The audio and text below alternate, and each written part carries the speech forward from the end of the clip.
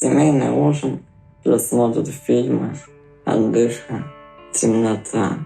Задумался ли ты над тем, что наша жизнь – это нечто очень хрупкое, хоть порой мы не замечаем этого.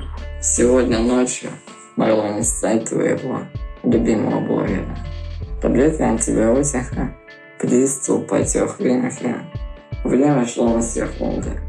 Мне снова повезло. Я жив. Я в очередной раз понял, что нет ничего важнее жизни. Все остальное – это суета. Просто суета. Сейчас все самое страшное позади. И я уже собираюсь домой. Жизнь потрясающий дом. Но для себя я понял одну вещь. Нужно внимательно относиться к своим мыслям, действиям и образом жизни. Все испытания даются нам не просто так. Возможно, я окажусь идеальным и образом для подражания, но даже я порой поступаю неправильно. Сегодняшняя ночь должен понять, что я должен становиться лучше. Знаешь, что больше всего меня поражает?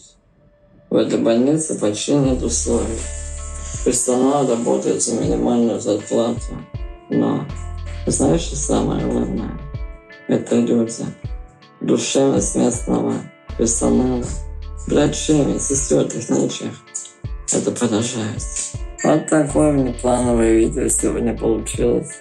Я бы считал, что должен поделиться этим с тобой. Береги себя.